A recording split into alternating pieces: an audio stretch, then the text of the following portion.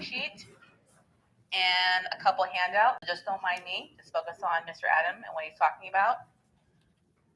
We're also going to be recording this presentation as well for our friends who are unable to join us today.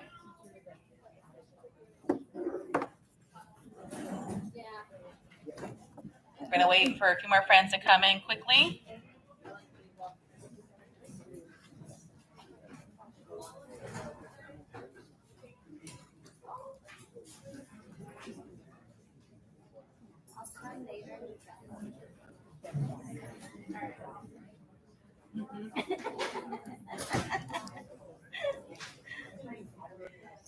Okay, Mr. Adam, good morning. How are you doing?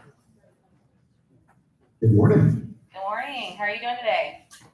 I am well. How are you? Hopefully everyone's doing really well on Monday morning for Monday. Awesome. So we're ready for you whenever you're ready. Excellent. Well, hello, everyone. I'm glad to be here with you, even though it is Monday. But yes, let's talk about the H.E.R.O program. This will be a quick refresh, kind of check in on a lot of things. If you have taken the training previously with Dr. Gonzalez or online, this will be a little bit of a check-in. If you have any questions along the way, there'll be breaks. We'll do a quick kind of pause after each section. So if there's any questions or anything else, we can absolutely address those. The other thing is all the content you see here and all of this stuff also lives within the learning portal. So if at any time between now and when you actually engage and touch some of the curricula, or if you have any questions along the way, you forgot something, all of this also lives in our training curricula, in our learning portal under online training. So there's refresher videos, there's individual videos, there's all kinds of things. So absolutely, there's plenty of training and support along the way. Or if you completely forgot everything, reach out to us. We have no problem connecting and answering questions afterwards as well, or as you go through the program. So to get started, as a reminder or refresher, that the H.E.R.O is an acronym for Hide, Escape, Run, and Overcome, which is an options-based response to all different kinds of violence. And so when I say different kinds, it doesn't just have to be quote-unquote active shooter. Now, does it work for that? Yes. Was it designed for that? Also, yes. But what we've discovered over the years is that these strategies work for all different types of violence, regardless of the weapon or the type of person or where you are even out. So I always think about this more as a life skill of just staying safe, not only for you personally, but also obviously for your students and also for your families as well. With access to the program, please feel free to use this with your families and have these discussions at home as well. Now this works well for all of us adults. It also works well for like mature kinder, first graders and on up.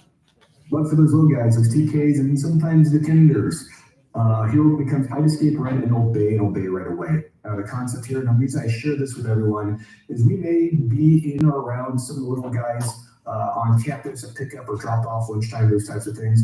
And they're going to be listening for a very key word. And that key word to listen to a trusted, safe adult or their teacher or their parent is going to be obey right away. And we'll talk about that towards the end. We'll touch on it. If you teach the TK or kinders, there's a little bit more information in this in the learning portal as well, but essentially it's just a key word to get them to stop, look, listen, and respond before those tears and the fear set in, before that angst or that anxiety starts. So we'll touch on that a little bit towards the end. So as I mentioned, those fight, flight, or freeze responses that hide, escape, or overcome is options for how your body is going to react naturally to some sort of danger.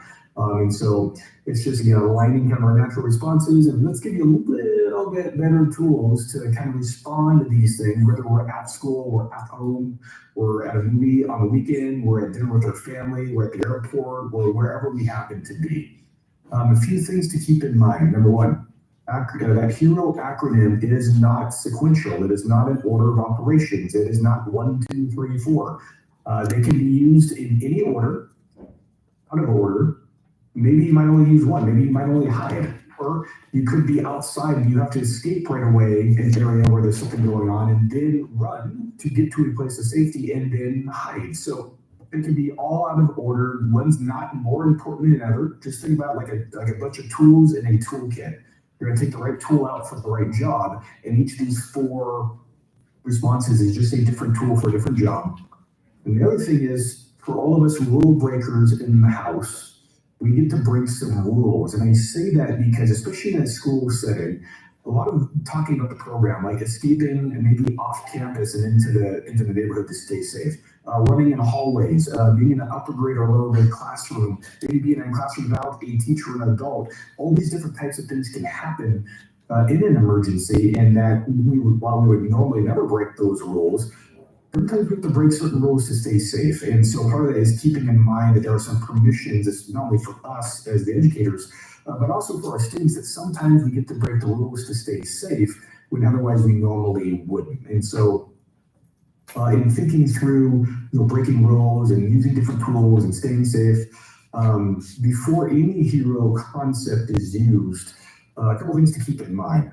Calling 911, calling for help is really important, but not at the time you have to make decisions, right? I don't want you reaching for your phone and trying to get into your phone, or trying to say, hey, whoever, hey this, hey that, call for help, pressing buttons, or all multitasking. I don't like it, right? Get safe, get whatever you have to do, stop, pause, then get your phone out, and then call for help. So when those circumstances permit, if it's 15 seconds later, 30 seconds later, I'm totally fine with that. I just don't want you to multitask. I want you to focus on one thing only, which is staying safe, and then calling for help. Let other people know what's going on, right? Use, whether you have to tell people, we talk about in the programming, hide, or run. Let people know very simple, plain language that there's an emergency, we need to go this way, we need to do that. Whether you're at school or you're not at school, very simple language, let people know what's going on, especially if you know. And using those appropriate systems. So at school, things like walkie-talkies, intercom systems, all those things are appropriate systems. What is not an appropriate system, however, is the fire alarm. And I always mention this because, we've seen over the years quite a bit that people will pull the fire alarm to try to alert everyone that there's a problem, just that's not a fire. And the fire alarm is designed, obviously, to bring everybody outside, and we leave and we get lined up in an open field, and that's all not safe things to do during some sort of violent incident. And so I say that because I want everyone to be aware that the fire alarm will probably for sure go off. And we've seen this happen, especially in firearm-related events where the bad person has pulled it. Someone has pulled it, thinking they're doing the right thing as a parent volunteer, or, the Pepsi guy refilling the vending machine and saw something, and you didn't know what your policies were or what to do. So the first thing you saw was a fire alarm. We've seen gun smoke set it off. We've seen dust and debris set off from ceiling tiles. We've seen all kinds of things. And so in Escape, we're going to talk briefly about if the fire alarm goes off, it doesn't matter where you are, whether you're at school or elsewhere. We're going to leave the area where we're at a little bit differently, maybe a little bit safer, just in case it's not a fire, just in case it is some act of violence. We want to make sure we stay safe and we don't have to leave or evacuate. And again, I kind of book in this, right? Make sure, as a reminder, don't call for help, don't use your cell phone until it's safe to do so. So let's talk about those hero concepts. Let's talk about hiding. How many people like to play hide and seek? A few of us, maybe only a couple fun people in the room, perhaps. Hiding or lockdown, it really is like a giant game of hide and go seek, right? We're trying to hide from someone who's trying to find us. And if we keep that very basic premise in mind, that it's a giant game of hide and go seek, everything starts to make a lot more sense. And when we think about currently what we do in hiding or lockdown procedures, right? We're gonna get that door shut and locked no matter where we are. We want to make sure that we get our windows covered one way or the other, right? If they're covered with curtains or blinds. If we don't have anything to cover our windows, right? Make sure the lights get turned off. We want to try to block any viewer access into whatever area we're in. So if it's our classrooms, we're going to make sure that someone's walking around outside or down the hallway, that this person can't make entry into the room and can't see into the room, right? Because these folks know, especially if they show up during the school day, you're all in there somewhere, right? You didn't teleport out to the Starship Enterprise, right? You're in there somewhere. So let's make it really, really hard to find where you are, and make it even harder to try to hurt somebody or some people inside because they can't even find you in your really safe areas. When we talk about locking doors and trying to prevent entry, the other component of this is barricading the door. Now, here's things about barricading doors. Number one, I do not care which way the door opens. I'm going to guarantee you almost all of your classroom doors open outwards. And in the late 1990s, early 2000s thought process of barricading, what I used to teach when I was a police officer and teaching teaching around how to fight and teaching all these different things long before Safe Kids, what we used to teach is, okay, we're going to barricade a door to keep it shut. That was the original concept, and many people may have heard that and they've taught that years ago. The evolution has been really, it does not matter which way the door opens. The door opens inwards. If we find ourselves in a room like that, then yes, that barricade's going to kind of help keep the door closed. If the door lock fails, or we couldn't lock it, or the person had a key, or any number of things. The door opens outwards. That barricade, what it's designed to do is to slow down entry. So if that door opens, now all of a sudden, it's like a giant obstacle course that this person has to try to get through in order to get into a room. That obstacle course, that's slowing this person down, is going to give us some options. It's going to put control kind of back in our realm and give us some options to maybe escape out of a window or another door, or to overcome that person in the doorway before they can get in. It's going to give us some options. Now, when we talk about barricading, there's a kind of a wide spectrum of barricades. What you see here on the left is built by the little types, and A+ for their effort, right? Those are full-size adult chairs, but that barricade isn't too much of an obstacle course. It's only not going to take someone very long to try to get around that. The one on the right, that 5th grade style barricade, is really what we're looking at, right? We're looking at nice, big, tangling, massive stuff. Just that door opens and it's just going to be a mess trying to get in there. That's really what we're talking about. Now, I mentioned, these barricades, the primary safety reason that we're doing is to slow down entry in case something happens. It's like an insurance policy. The second thing it does, when we talk about barricades and who builds barricades and what they're designed to do, is it actually brings down the anxiety inside of a room when students build the barricade. So you'll see in the lesson plans, especially in the elementary, there's a very special term used. It's called the builders, and the builders are the ones who build the barricade, and they're the ones closest to the door. It gives kids something to do. We've seen that at every grade level. We've seen it from preschoolers all the way through high schoolers, and actually even if we do a kind of more of a realistic live type drill with teachers, even as adults, if it feels like we can do something, we're doing something actively for our safety, it brings down our anxiety. It kind of gets our mind off it and we can do things, right? And so you'll see in the lessons in the elementary, we call them the builders, those who are building. There's another person, they're the engineers. What we've discovered over the years is that if only the kids next to the door are building the barricade, and if you have, let's say, 20 or 22 kids in your room, and only maybe 10 can really be barricade builders because they're the closest to the door and it's speed and efficiency, the other kids are kind of left out, not really having anything to do. And so what actually teachers designed in their classrooms was, let's give them a job. Let's give them the engineers so they point and tell you where to put desks or tables or chairs. While they're not really doing anything per se, that feels like they're part of it, right? It's part of the anxiety reduction, either during a drill or especially during any sort of real life event. So you'll see that type of terminology. Basically, we want everyone doing something during these first few seconds to try to make the room more secure. That's kind of the idea, the concept. Now, the next kind of question, and I will tell you it's an emotional question. And so as much as we can try to make the entire program and this entire training trauma informed, and as you can tell, we're using mostly images from the curricula. We don't use images of guns or knives or bombs. We don't talk about any of that stuff in the curriculum or the programming.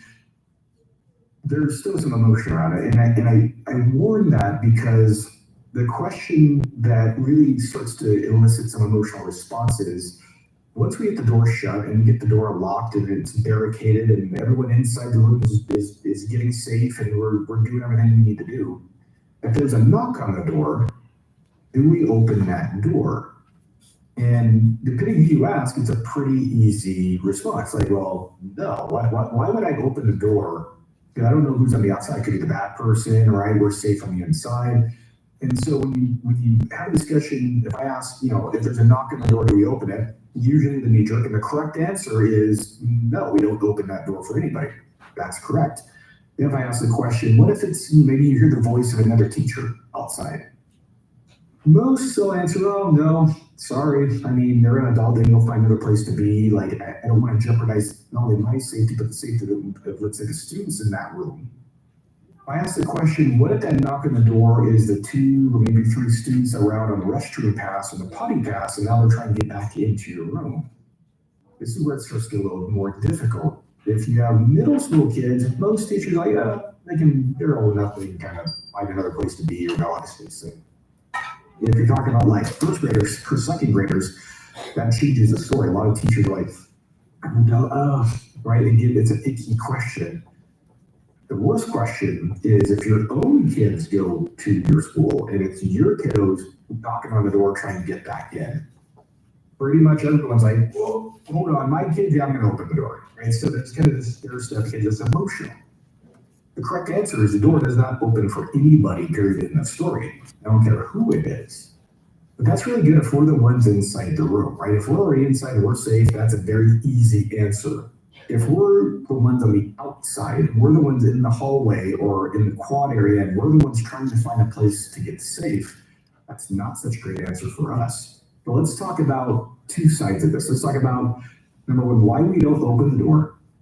And number 2, if we are the ones outside, let's talk about how we stay safe. So let's give solutions kind of to both sides. Because if we open that door, I don't care who you think it is, who you think it might be, if we open that door, there's only 4 possible outcomes. One outcome is that everybody's safe. And that's kind of what we think, right? Like if we open the door, we're going to get, whoever's outside of the teacher, student, whatever the kiddo's in, we're going to shut the door, we're going to lock it, we're going to barricade it again, and everything's going to be good. And that's what we hope for. However, what we've determined and seen over the years is the far more likely scenario is that you're able or you're unable to re-secure and lock that door. Where we were safe, we opened the door to try to get more people in, and now that intruder, that invader was right near our classroom, right near our room, and now ourselves and maybe our students have been hurt because now we've opened up, we get access to this person. The other way we've seen this is that the doors are not shut in time to where the fire alarm was pulled, everyone left, and we realized it's not fire, it's something else, and we're trying to get back inside. People are trying to come off the playground, and doors are being left open too long to try to get more people in, and that is even access into the room. When otherwise, everyone could have been safe had the door been shut 5 seconds sooner, 10 seconds sooner.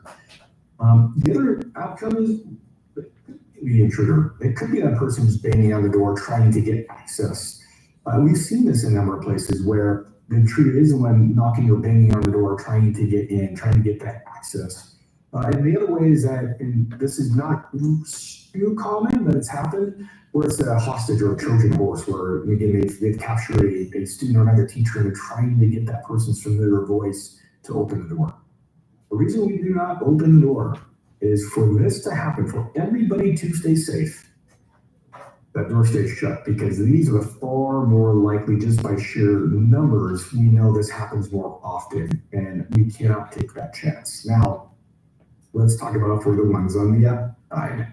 If we're the ones on the outside, we're coming back from using the restroom. Maybe we're in between the office and our classroom walking back. We maybe showed up late to instruction one day.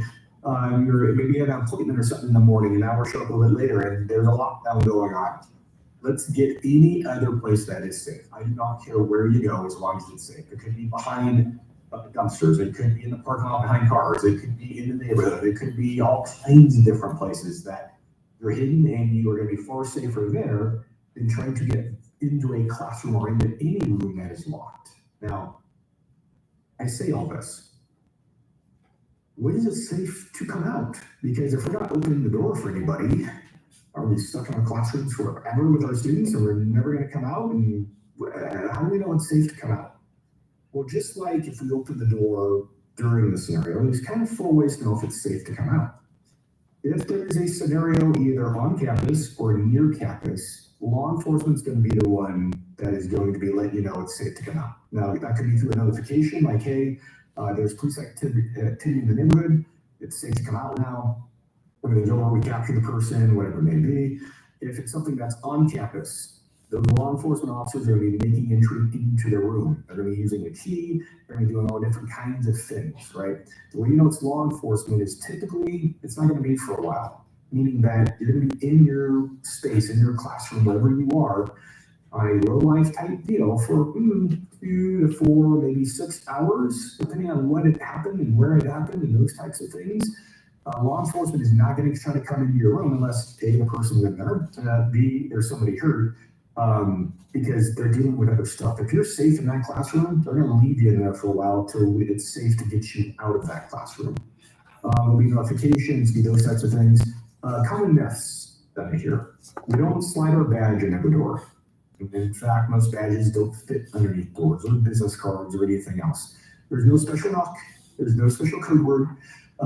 It's usually, at the time that they're going to make entry, they've gotten the key or the master key or the key to open the doors, or a series of keys that opens doors from somebody to the administration. We have breaching tools. We don't have those. We rip doors off the hinges. We do all kinds of things to get in. The other way is that you can always call if it's been a little while and someone's at the door, banging on the door saying they're the police, to let you in. You can text to 911 and ask that question. You can call him in room 13. It's been a little bit, and people are saying, they're the police. Are they? Should I open the door? Should I not? There's all kinds of ways to confirm it actually is law enforcement before you open that door. The other way to come out is if you have to escape, which we're going to talk about that in just a little bit. Or if there's a fire or some other danger, something else is now an unsafe environment in that classroom, and it's during a lockdown, we can leave. We can get out if we know that there's some other more immediate danger that we need to leave. So those are kind of the ways that we come out. Now, what do we hide in, around, or behind?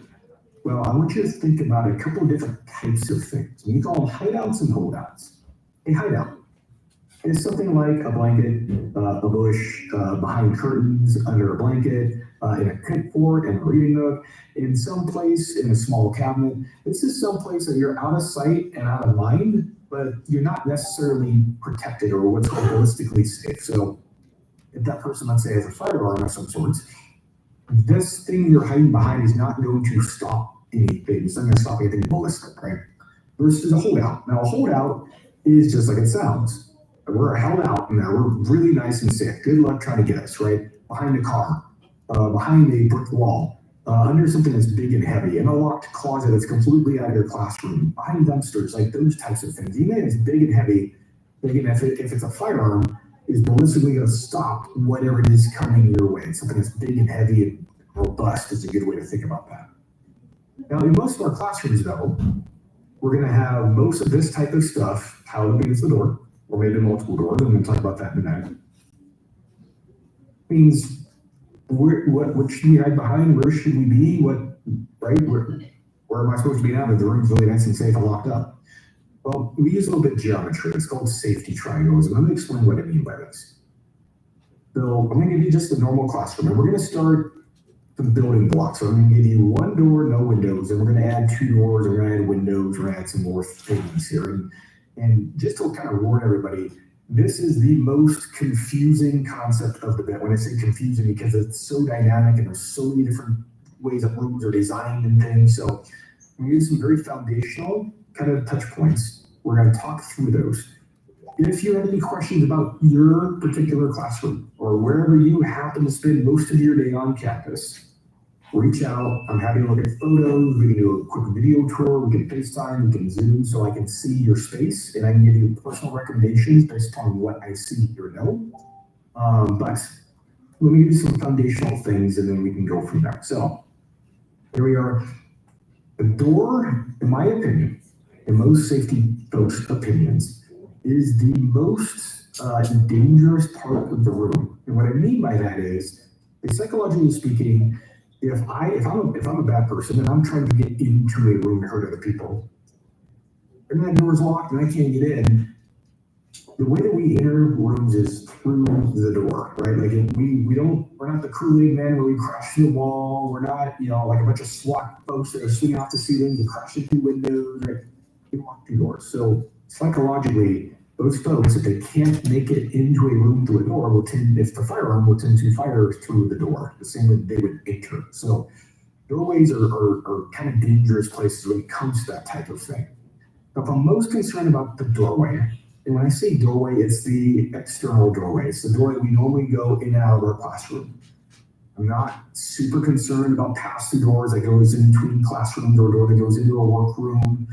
I'll come back to those in a minute, but this is mostly the door that goes from the outside into your room. If someone's trying to get in and they can't, and they fire through the door, the only place that they can reach us is somewhere in this triangle. That is it. Right?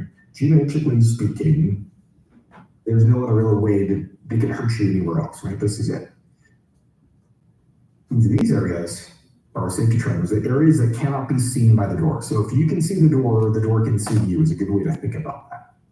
So we want to try to find our way in the areas in our classrooms that are in these areas of safety. Now, let me touch on some more doors here. Let's say we have two doors, and let's say both of those doors are on the same wall. Your safety triangles are in between the two doors, and maybe in the corners if you have quarter room, but if not, mostly between the two.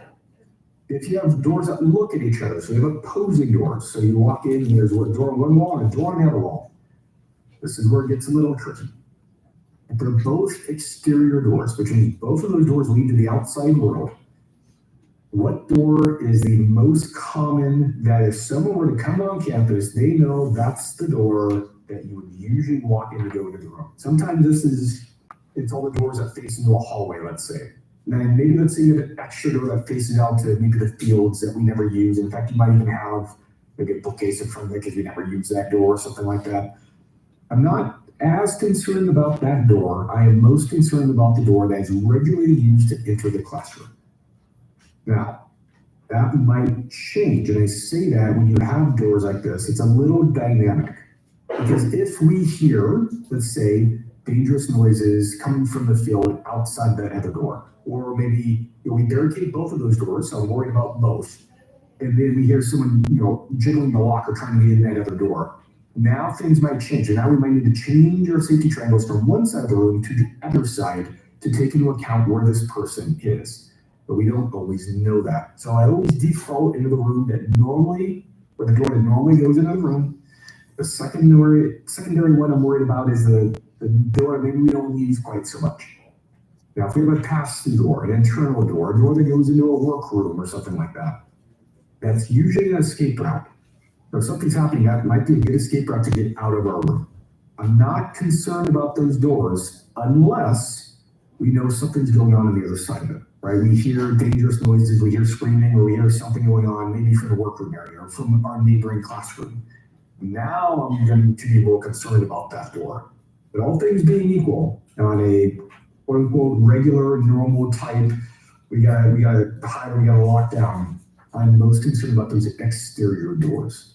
Now, talking about windows. They're okay. There's no choice. They are kind of a pain. If you think doors are pain, so are windows. So when it comes to windows, I'm going to give you some basic kind of concepts. So this window is a kind of a traditional window where there's room below the window to the ground, right? So look at this picture. To the left is the outside, to the right is the inside of the room.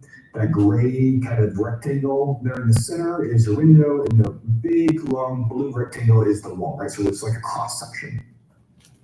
The area underneath these types of windows can serve as another safety triangle, right? Again, if someone's looking in the window, trying to look down, there's an envelope of space there that you can't really be seen. And those are, if we have windows, is the areas we're trying to look towards. Now, if you have, let's say, a bookcase or a storage cubby in front of your windows, still totally fine. We're going to be low to the ground, as close to that thing as we can, totally fine. If you have floor to ceiling windows, it's a little more challenging. Most of the time, with floor to ceiling windows, there's something across the bottom. There's some visual blockade. There's a bookshelf, there's a poster, there's a something, right? It draws the eye up to the top. Any type of things. If they can't see through that bottom, this serves as kind of the same safety triangle. If you find yourself in a place or your classroom is floor to ceiling windows, there's no visual barrier or block at the bottom, it is wide open, and you can see from ceiling to floor all the way into the classroom. Now it becomes even more important, it's very important, what are your hideouts and holdouts? Do we have areas or spaces in a room that maybe have some little bookcases or a little reading up area or an area behind a teacher's desk or something that we have things that we're putting between us and the window, not only to hide us, but hopefully to protect us as well. So this is where kind of building holdouts is really important in these areas. So I told you it's slightly, I wouldn't say confusing. Once you kind of get the basics of it, then you can start to apply it and look at things, but there's just so many different various iterations of rooms and windows and doors and designs. It's hard to kind of say it all. Hopefully that gives you an idea around that. Again, if you have any confusion, you're not really sure, you're confused, reach out. Let's walk through your classroom together. Let's find those good places. I'm happy to do that for anyone. Myself, Dr. Gonzalez, whoever happens to be the expert, happy to do so. I want to wrap up hiding with this. And this is mainly for the little ones. So when you talk about TK, kinder, first, sometimes second, it just kind of depends. When it comes to drills and it comes to hiding, usually the most traumatizing thing for this age group is not the topic, is not the actual act of hiding, it's not any of that, it's when the lights go out, because they have a very healthy fear of the dark. This page is out of the preschool book. It talks about hiding can be dark and scary, but you'll be fine. People can't hurt what they can't find. And so obviously our preschool stories are sing-songy and rhymey, works well for those little ones. But something I want everyone to be aware that there may be instances where turning off the lights is actually more traumatic than anything else that's going on, especially for practicing or drilling. So just be aware of that, be cognizant of that. And also be aware that in those young classrooms, if you know that turning off the lights is going to get an emotional verbal reaction, crying or screaming or tears or whatever, think about, do we actually have to turn off the lights? Right? If your classroom from the outside, if you cannot tell if the lights are on or off, we don't need to turn them off. Right? The whole purpose of turning the lights off is not really for us in the room. It's to try to be seen into the room harder for the bad person is number one. Number two, it also makes the room look unoccupied. I got that, and that's good. If you can't see anything, none of those things apply. If you can't turn the lights on because you have really dark curtains, your door is floor to ceiling with a weather strip in, and so if you stand outside your room with the lights on, and then you go turn the lights off, stand back outside your room, you cannot tell the difference. Maybe we don't need to turn off the lights. And especially if it calms some of the anxieties of some of the younger students, that's a win. That's more important than turning off the lights, essentially for no reason if someone can't see in the room anyhow. So I kind of say that just to be aware of it, just to understand kind of like where some of the fear comes from, especially the young kiddos. So just be aware of that. And that's hide. So you ran through that somewhat quickly. Obviously, if you've been to the 2-hour training, you expand on that a little bit more, but those are some of the high level details. And hiding is the most common thing we're going to do. Really, when you look at all the schools and uses and years and everything else, locking down, hiding, those types of things are really the most common. We usually don't find ourselves having to use too many of the other things. And I have stories of the other ones, but most of the stories come around being able to get to a good hiding spot, right? Lock the doors, get the lights out if we need to. Remember your barricades, remember your hideouts and holdouts, remember your safety triangles. And also understand and remember know when it's safe to come out. I'm going to pause there for a second. Any questions, any follow-up questions, any clarification before we move on to escape? Yeah, we have a question. I just had a quick question. So for PE, and we are out in an open field, in the past, we've been told to kind of run up into the neighborhoods, possibly look for homes that have toys outside, to know that there are kids there. I just wanted to get your intake. If we are outside of school gates and we are in an open grass field, what should we do? That's a great question. And in fact, that kind of leads into escape, which is kind of a perfect segue because what you're describing is kind of that, right? We're not in a place that we can lock. We aren't in a room to hide. We're in an outdoor, like I said, open outdoor field because we're at PE, we're at sports. And so you could even account for pickup or drop off. If students are you're outside, you're in a parking lot, you're not in a room that we need to go hide somewhere quickly. That's really the thought process of escape. And so let me address that. And I think we'll probably answer that question as we go into escape about if we are outside, how and where do we get to a place to hide? And so escaping is kind of really just that. You can escape from inside a room to out and get away. or from the outside escape into a space, into a room, into an area to get away from the danger. Regardless of which way you're going, whether you're going into a room out or outside of a room in, we need to weigh a couple things. And so to answer kind of directly the question, where do we go? Well, we need to start to weigh a little bit of what we know, right? The only time we're going to leave an area and escape is if we know wherever we're at, that known danger is more than where we could possibly go. So let me explain this for a minute. If we are in a place and maybe let's say, well, we're inside a room for a moment. Let's say we're in a room, we hear some kind of dangerous noises, we're not really sure what's going on. Not really a good way to escape, right? We're safe where we're at, there's no danger, we can barricade, we can hide, we can do different things. I don't want to leave and go outside where I don't know what's going on, I don't know where anybody is. I'm going to say where I know it's safe to do so.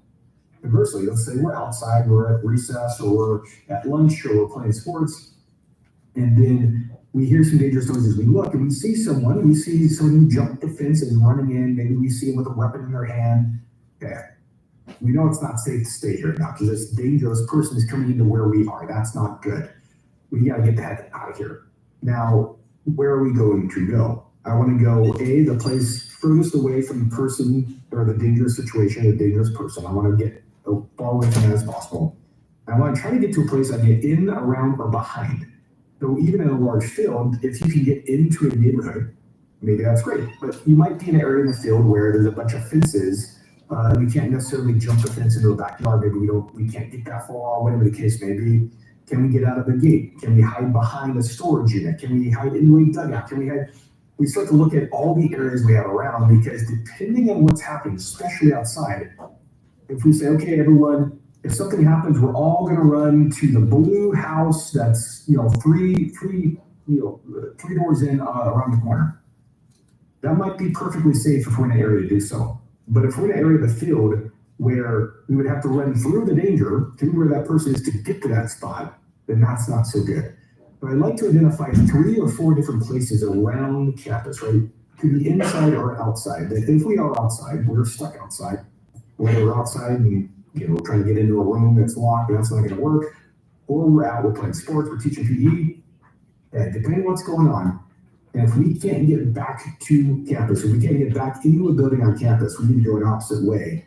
Where's 2 or 3 different places that we can get to stay safe? And so that's a little bit more of the conversation is, all right, we can't get back into our classroom or into the cafeteria, into the locker rooms, or into wherever. We can't get that way because the person is in the school area. We're outside. It's going to become pretty unsafe for in a minute. Where can I get to that is safe based on where I'm at? So it's a little more of a dynamic question, but if we're kind of keeping that sense in mind, where can I possibly go?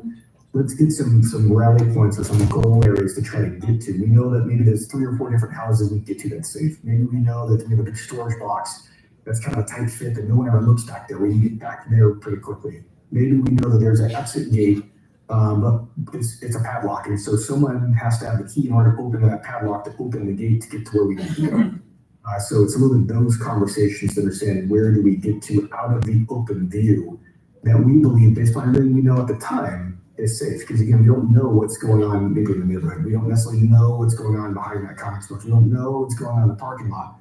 But based on what we do know, it seems a lot safer than where I'm at. And so that's kind of the balancing act of where we go. I say all that, and also keep in mind that we, not only ourselves, but our students might have some permanent or temporary disabilities that are going to challenge our ability to escape. And I say that because you could have, students on the spectrum of autism. You could have cognitive impairment. You could have, which are the more permanent impairments. You could have some temporary impairment where we're in a walking boot or we're on crutches. We're in one of those scooter things because we've rolled our ankle or something. You have sight and sound, functional access needs, all these different types of things. Realizing that not only for yourself but for the students that you're with, who has the ability to escape and who has maybe some impaired ability to escape? Do we need kids that are going to need extra help? Are we going to have kids that maybe are hearing impaired and they're going to need to get a hand sign or something to understand, or someone's going to need to touch them or kind of grab them and go, okay, let's, come with me, let's go. So keep those things in mind with escape, because not only do we need to know where to go, but who can actually go and who might need some extra help or some accommodations. Inside the curriculum is a student accessibility guide that has a bunch of adoption and modifications for multiple different types of disabilities. We work with a firm here locally. If there's any question about anything, again, reach out. We can work individually one-to-one based on what the impairment may be to give you some better solutions. So something to keep in mind there. As we spoke about, if we're leaving a room and we're heading out because something's happened, where are we going to go? Bushes, cars, dumpsters, the neighborhood, neighboring building, wherever it happens to be. The other thing to remember is, like we just talked about, if we're outside, we're at PE, we're trying to get back into a building, what are the safe buildings to get to? The other question is if we're outside of PE, let's say we can get back to the campus, let's say we can get back towards the campus because of what's happening, what doors are going to be open and unlocked? Because if everyone else is locking down pretty quickly, there may only be a handful of doors that are going to be open, maybe a locker room door, maybe a gymnasium door, maybe there's a couple offices that are open. So letting the kids know if we go back to campus, these are the doors that are probably going to be open to get us back into. That is going to be kind of the biggest thing. That's going to be the biggest kind of hurdle, is where can we possibly get to? I want to touch briefly about the fire alarms. The fire alarm, again, I remember it's probably going to go off. Doesn't matter where we're at. If that fire alarm goes off, slow it down just a little bit, right? If we're leaving a classroom or leaving a room, stop and feel heat, right? Feel the door for heat, make sure the fire's not actually like right outside the door. Do we smell smoke or see flames? So kind of fire safety stuff. But then do we hear any dangerous noises, right? Do we hear people yelling and screaming? Do we hear a lot of popping noises? Are we leaving our classroom and we see nothing but San Diego PD cars absolutely everywhere and no fire engines, right? So things like that might lead us to believe that this actually isn't a fire, that we actually need to go in the reverse. Actually, we need to get back into where we were or any other safe place. So keep those things in mind, especially as we're exiting for fire drive. And once we're on the fields, keep an eye. Something could happen where we need to escape or get back in. So that's escape. When we're kind of weighing when we know it's time to leave, look and listen, move quickly, preferably not in a tight pack, not holding hands together, right? Because you might need room to move around if someone trips and falls. We don't want everyone to trip and fall with them or stumble or stampede, those types of things. So you get some room where we're running. Be aware of these sort of limitations. And also, if you're in a room as a teacher and we're leaving a room, and we're outside and we're trying to get everyone out of the field, as a teacher, make sure you're kind of the last one out. We want to make sure all those kids are getting to someplace safe, and we're kind of bringing up the caboose of the train, so to speak, to make sure everyone's safe. So with that, I'll pause for a second. Any questions about escape?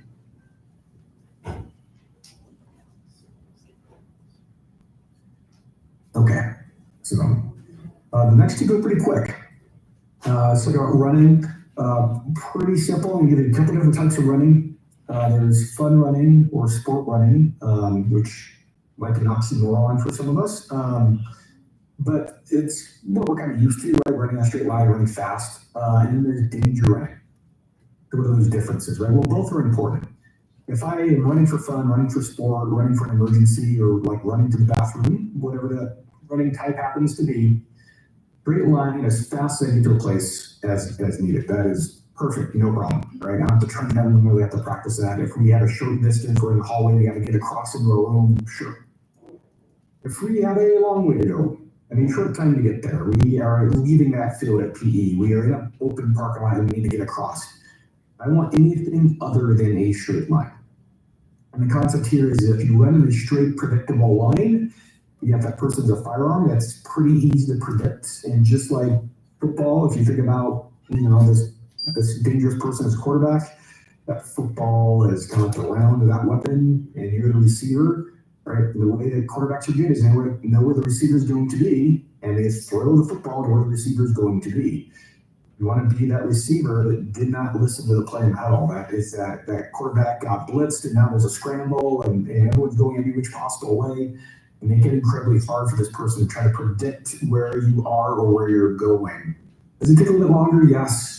But if you have to cover a large open space, that's really the safest way to do it. Now, that said, remember keeping in mind that if we have any sort of temporary or permanent, especially physical disability, it's going to take you long enough to get out as it is, right? If you have crutches or a scooter or in a wheelchair, right, just get out of there as fast as you can. Don't worry about danger running or zigzagging or anything else like that. just try to get out of that area as fast as you can. Where do we go?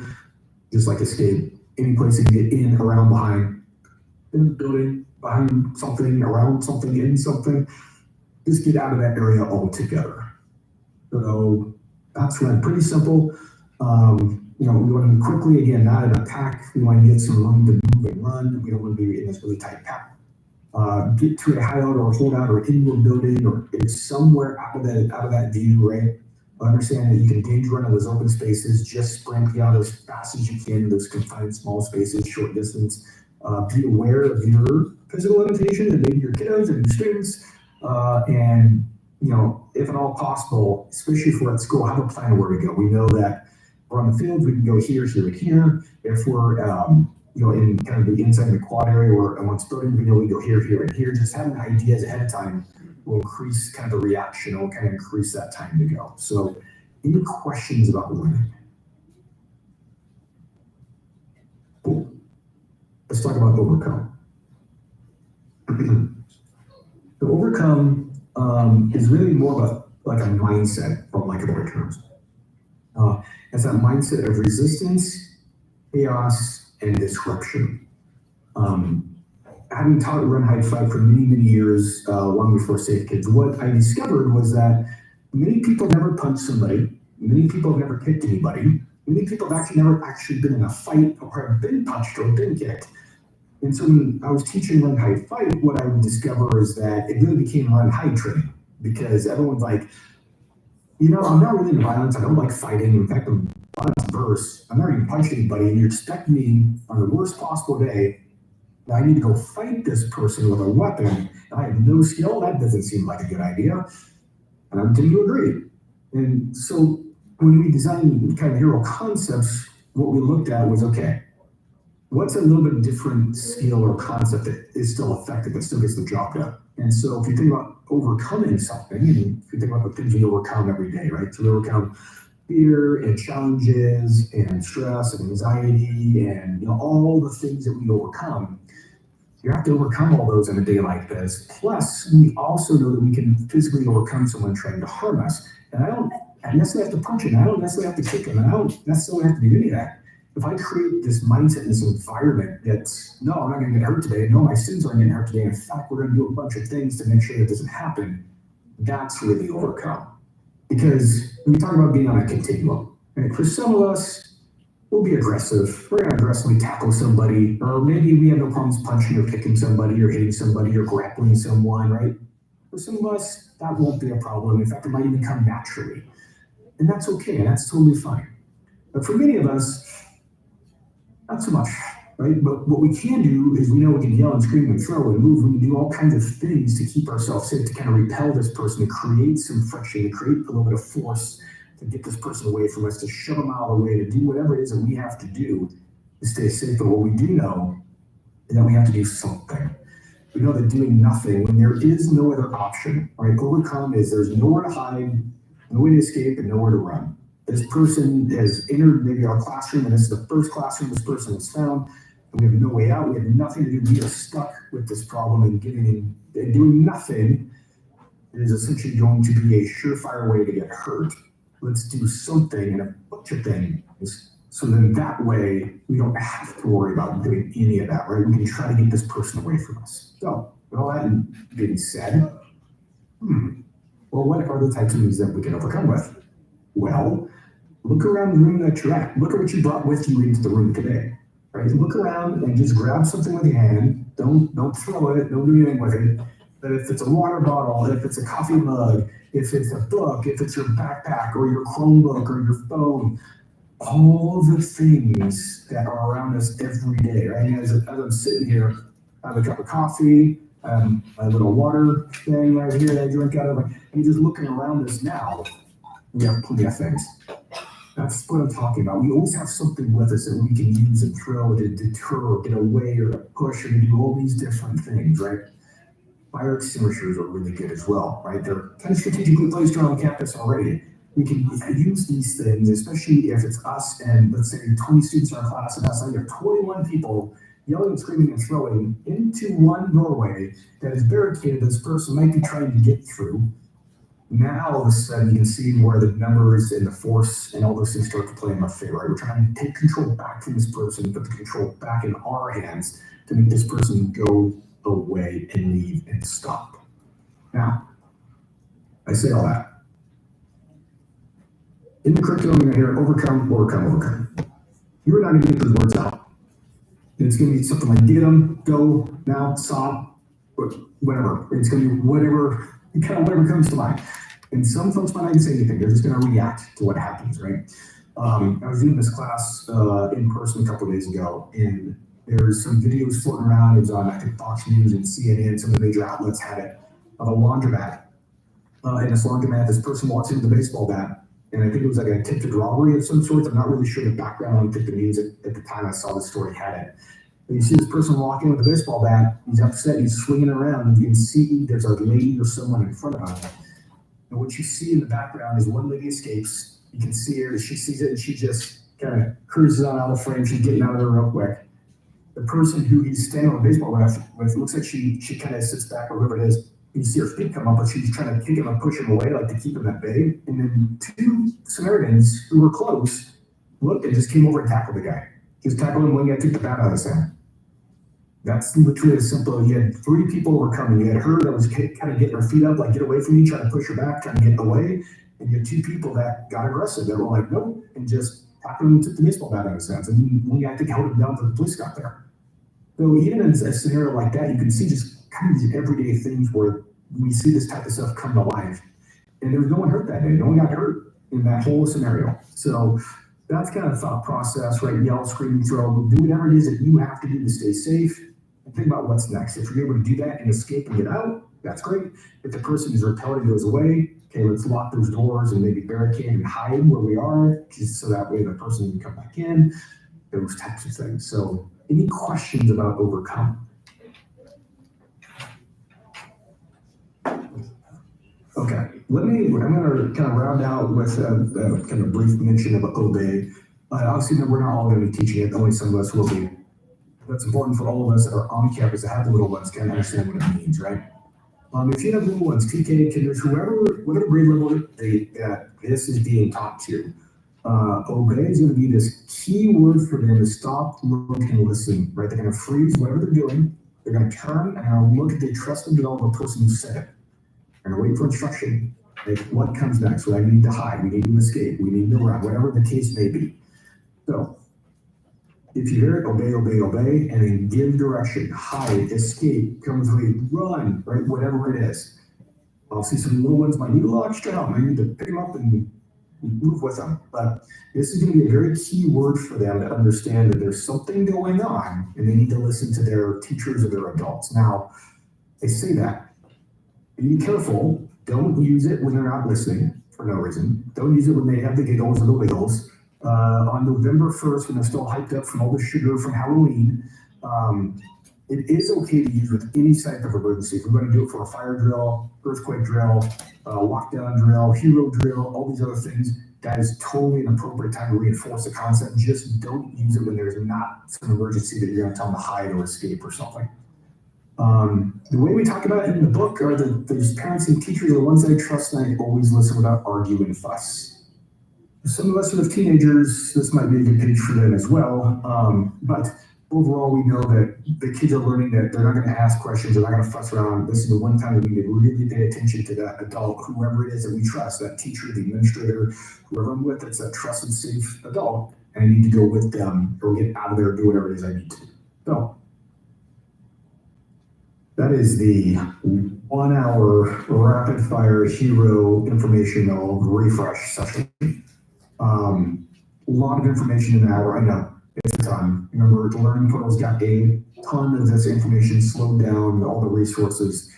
But if you kind of keep in mind that, and especially in schools, we've been talking about fire and disasters for a very long time. In fact, it's fire drill every month. We usually do earthquake drills once, twice, sometimes 3 times a year. It kind of depends. We've been practicing that for a very long time, and we know that as educators, you're not experts in that. And you aren't firefighters that also just have to be a teacher, right? You're a teacher first, and you have all these ancillary duties, these extra things that we have to do to keep us safe, our kids safe. And so while I couldn't agree more that this shouldn't be a thing, this program shouldn't even be around, this should not be a problem in our world. Unfortunately, it is, and it has kind of been here to stay for a little while. And while we're making tons of progress and others trying to stop all those different types of violence, it's never really going to ever truly go away. There's going to be someone who's upset about something, they're not going to use their words, right? And so, if we think about it as we're just teaching kind of that what we call kind of that final part of safety of just how to stay safe in general, no matter where you are in life, no matter where life takes you as you get older. And this is just another skill like we practice looking for fires, that we practice for earthquakes, or if you grew up on the East Coast for tornadoes or any of these other things. We take it as that. It's a little less scary, and now it's just another tool or life skill that we get to teach our kids that they can use for years and years to come. Hopefully they never have to. But the amount of stories I hear from teachers, especially now from students who have taken a program in school and now are graduated high school, and they're 19, 20, 21, 22, and they're emailing their old teachers saying that they actually had to use their H.E.R.O skills because something happened in their dorm room, something happened at a competition, something happened at their sporting event, that they learn and retain those skills of how to stay safe quickly. So with that, I'm going to stop. If there's any questions I can answer, I'm happy to do so. If you think about it later, comes up afterwards, again, reach out, email, call, text, message in a bottle, send a telegram, you take it all. We're happy to help. So I will pause for any other questions before we wrap up. Any last questions? We got thumbs up. What was that? These dogs lost. This is all been human. Where's the other stuff? We'll put the other stuff on pause. Okay, well, thank you, Mr. Adam, for your time. We really appreciate it. We hope you enjoy the rest of your day. Let's give him a round of applause. Thank you, everyone. Have a great rest of the day and have a great start to the school year. So again, be well, be safe, and we'll see hopefully everyone soon. Bye for now. Thank you.